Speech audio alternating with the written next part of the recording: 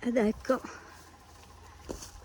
la famosissima Domus de Janus di Borussia. Adesso ve la faccio vedere meglio. Allora, scendo senza sfasciarmi. Caspita, che meraviglia! Abbiamo il sole davanti, però qua c'è un groviglio di rocce. Guardate, sembra una mano.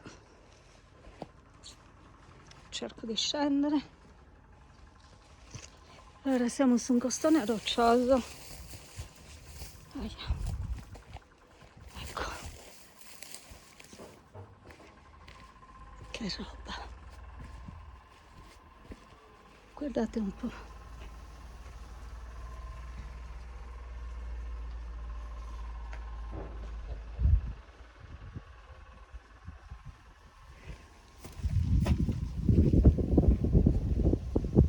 Guardate dove poggia, in bilico.